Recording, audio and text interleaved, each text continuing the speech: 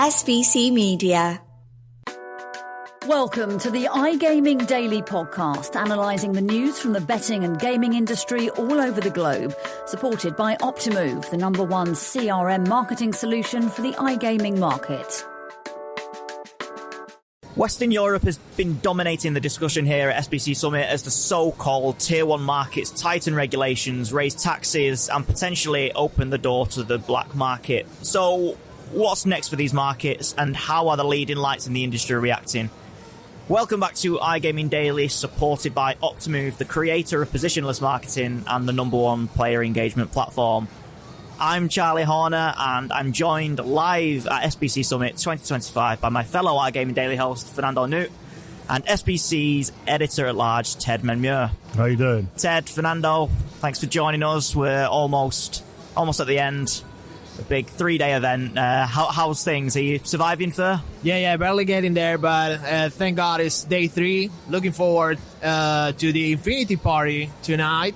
That will spice things up. It will definitely serve as give us some life back after all this work. So yeah, really looking forward to it. Nice. Ted?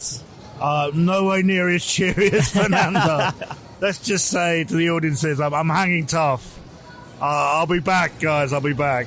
Right, well, Ted, you were very busy yesterday chairing the Western Europeans stage. What were the vibes in that room? Because on the podcast, when we talk about Western Europe, it's sometimes a little bit doom and gloom. Were those the vibes in the room, or was it a little bit more cheery? Okay. In terms of the vibes, I mean, it's such a question. It's such a hard question to answer. But I'd just say that it's very much, reporting on this industry day to day, and especially in Western Europe, I think that you can't deny that 2025 and the close of the decade will be a point of inflection across so many markets. And I think that from the leadership perspective, it really is now time to kind of buckle down and try to kind of project how the next 2 to 3 years are going to go.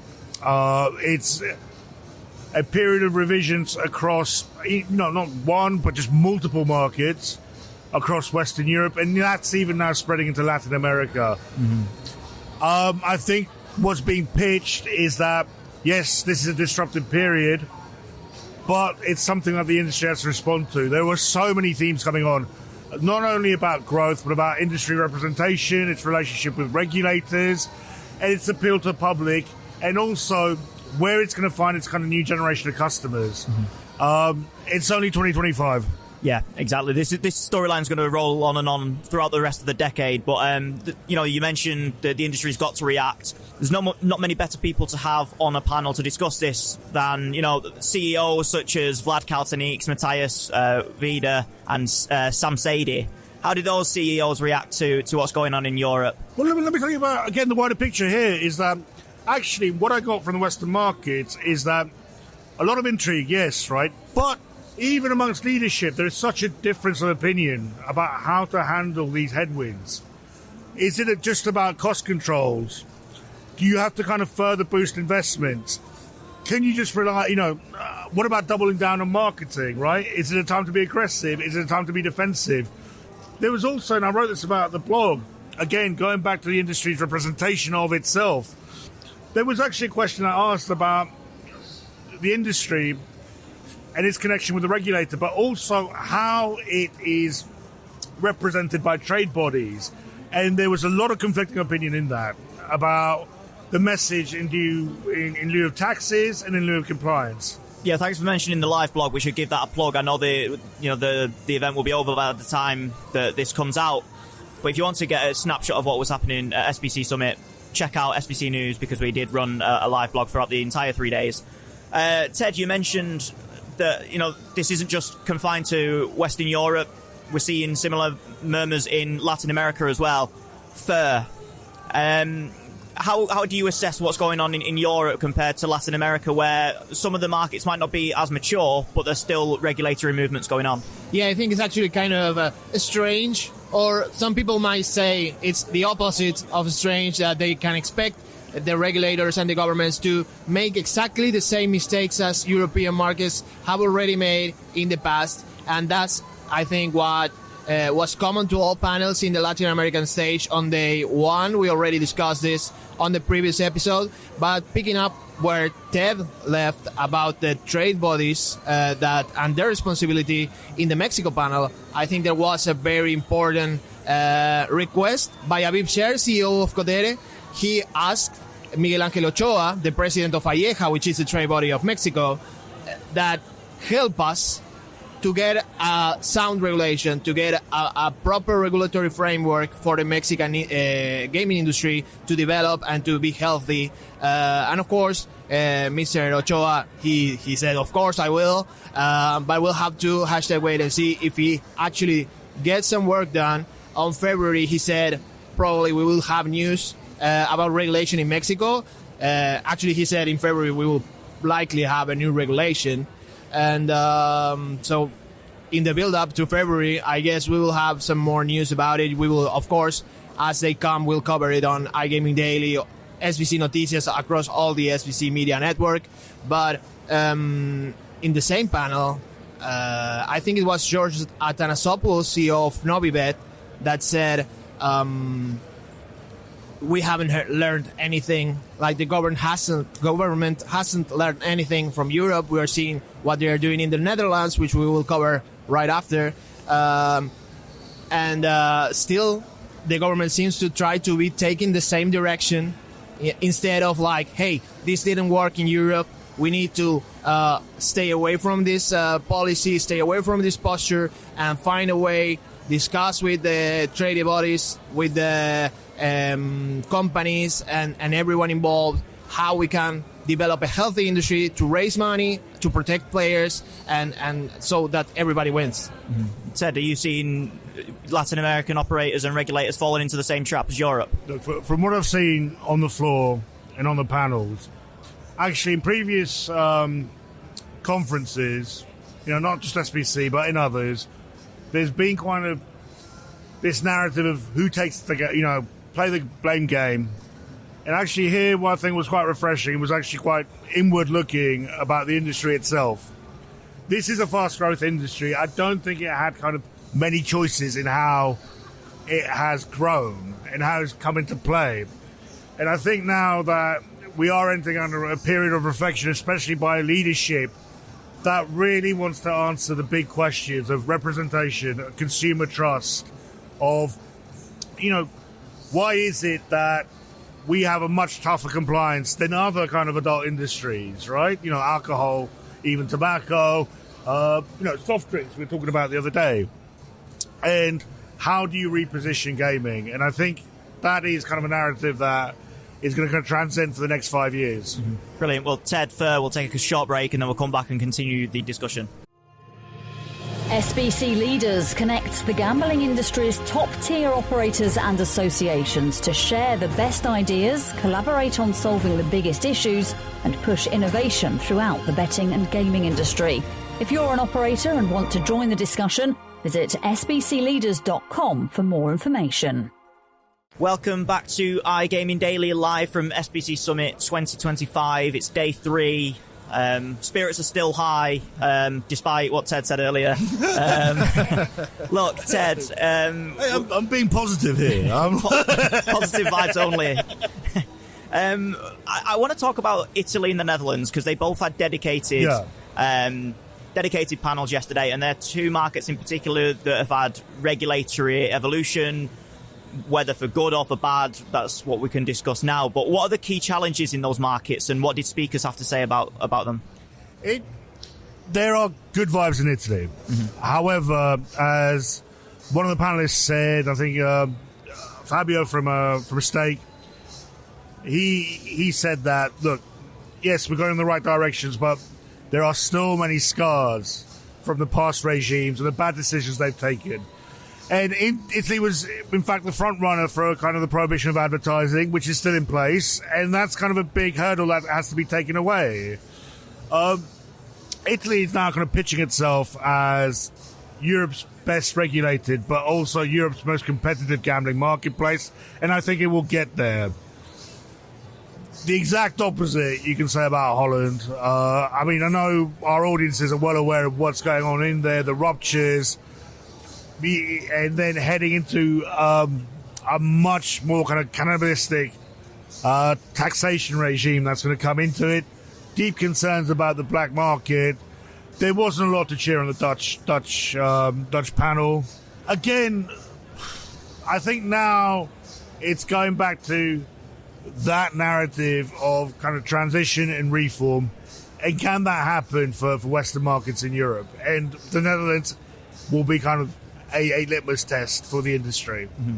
Yeah, the Netherlands is something that our listeners and readers will be well aware of in some of the changes there, and it not necessarily being for the better. But perhaps Italy might not be as well known, and from what you're saying, the vibes might be more positive in Italy than in the Netherlands. What's changed in Italy that's so promising? Well, in Italy this year they've got the re-regulation of online. They've relaunched an online gambling regime.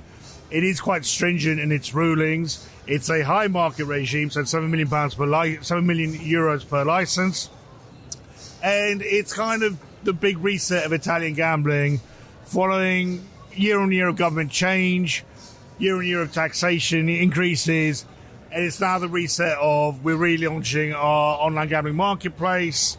There's going to be 50 operators competing for licenses, and it's also that transition for the Italian consumer from a very much kind of a land-based focus to an online focus, especially for casino and lotteries. Mm-hmm. So I look at Italy and think, is that a market that perhaps, somewhere like Brazil might be influenced by? Is that something that you think regulators, operators in Brazil are thinking maybe Italy should be a bit of a blueprint for what we do moving forward as that market begins to mature and evolve as it probably will do?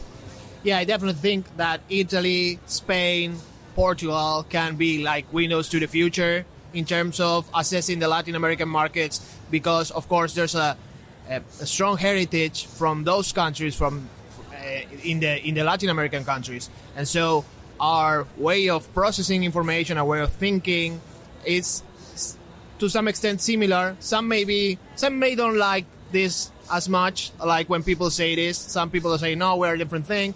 But it's enough with seeing what the governments in Spain and Italy do, and then go to Latin America and see what the governments there do. It's always the same thing. So I think it's very interesting to see Italy as a promising market, because it is very likely that, if not all, some markets in Latin America, let's say Brazil, let's say Argentina, let's say any other, Chile, which is still working on its regulation, can definitely walk the same path in the future. Like, of course, Italy has made some mistakes in the past with regulation. They have gone back and forth with restrictions and non-restrictions.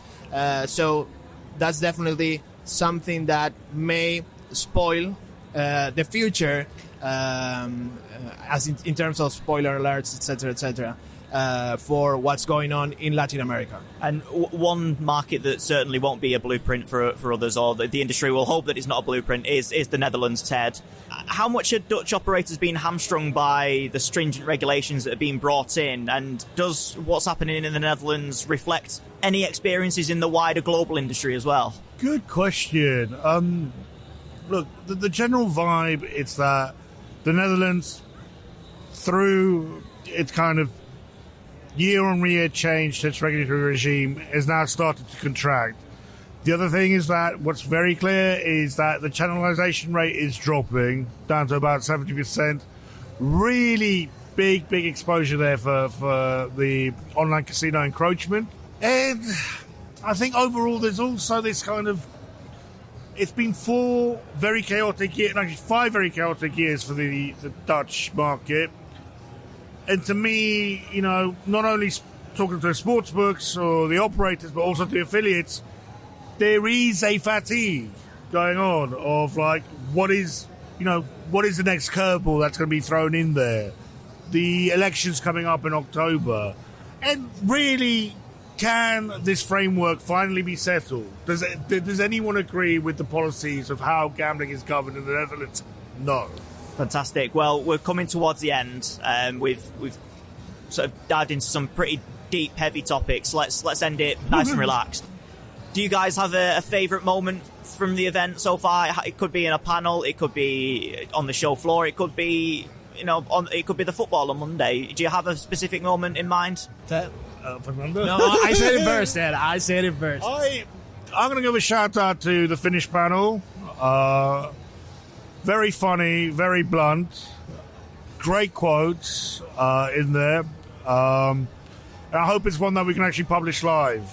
They spoke about everything on that panel. Yeah, an exciting market that we can expect to see next year. Very, very particular mindset, the Finns. Interesting one. Nice. And for yourself? Well, my favorite part about events is always meeting the people. You exchange emails over and over again across the year. So meeting them face to face always like a very warm thing to be doing, because like over email, of course, everything is a cold interaction. Like, I need this, I can give you this, okay, and that. But then meeting them face to face and realizing there's an actual person on the other side, it's a really good thing. And of course, in terms of what the industry is doing and where it is going, I think the LATAM stage was a real success, because there were a lot of great takeaways from them, starting with President of Valleja, Miguel Ángel Ochoa, saying, hey, we'll get a new regulation in Mexico in February, and Peru saying, hey, we are in serious need of a regulation right now because this is endangering the business. So I think the Latin stage was a really great place to be for insights on Latin America. So I think I'll take that home with me. Excellent. Well, Fernando, Ted, thanks a lot for joining us, taking time out of your busy schedules, and thanks to the audience for listening, and thanks for listening throughout our entire Live at Lisbon series. And do join us next week for another episode of iGaming Daily. Thank you for listening to today's iGaming Daily podcast, supported by Optimove, the #1 CRM marketing solution for the iGaming market. If you want to find out more about some of the subjects raised today, feel free to explore any of the sites in the SBC News network, or check out the latest edition of the SBC Leaders magazine. Happy reading.